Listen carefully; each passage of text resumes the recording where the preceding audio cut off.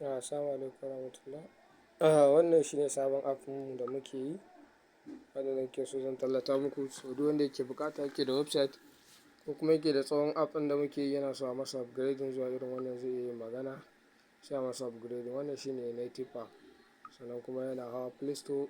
Mutum yana sha'awa za a iya masa sannan a ɗaura a Play Store. Duka yana aiki, yana hawa Play Store kuma yana komai da komai. To bari in ɗan muku review ɗin shi domin mutum ya ga yanda cikin app ɗin yake.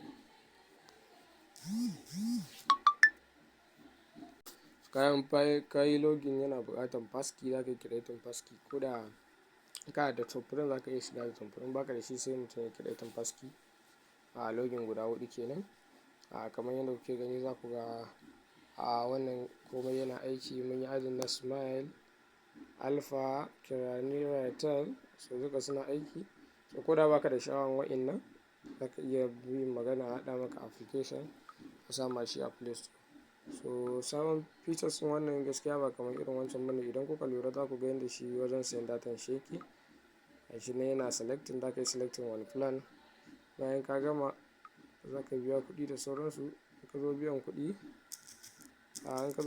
nan ma yana aiki da Tomframe, yana aiki da fingerprint ko transaction pin.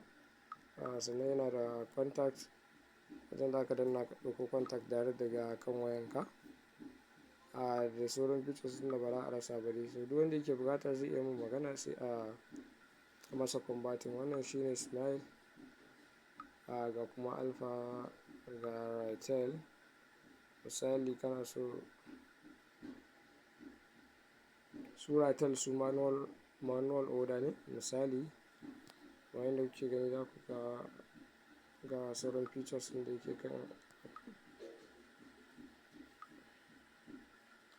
Za ku ga wayanda suka san wancan tsofin sun san wannan ya ɗan fi wancan features da yawa gaskiya.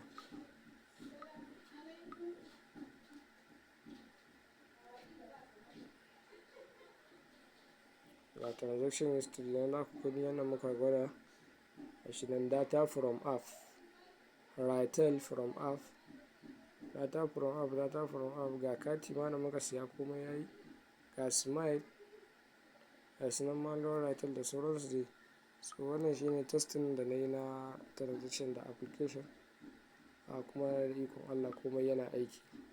So duk mai buƙata a haɗa masa zai iya mun magana ta WhatsApp in sha Allah.